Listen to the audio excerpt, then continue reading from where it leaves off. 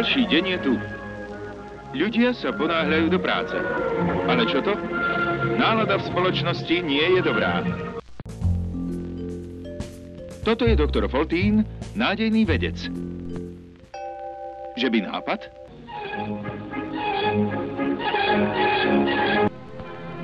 Doktor Foltín prezentuje akademickému grémiu svoj návrh vytvoriť lásku laboratórne pomocou byliniek.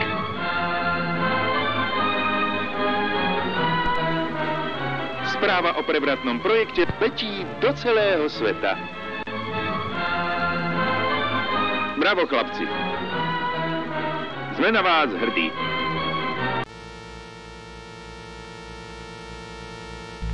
Doktor Foltín používa najmodernejšie poznatky. Výskumu obetuje všetko. Kdeže? Teraz nie je čas na 10. Z domova. Tým doktora Foltína oznámil neúspech. Ani napriek nezmernému úsiliu našich vedcov sa lásku vyrobiť nepodarilo.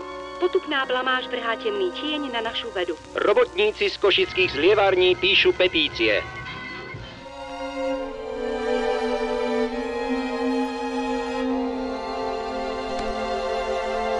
Byliny a láska. Aké naivné.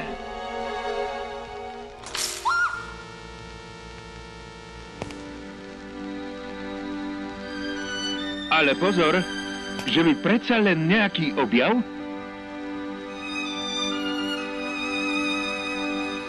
Foltín objavil lásku, zrodila sa popola. Nový nápoj sa ihneď stáva senzáciou.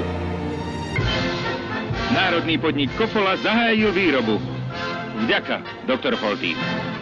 Rozleď sa láska do všetkých kútov.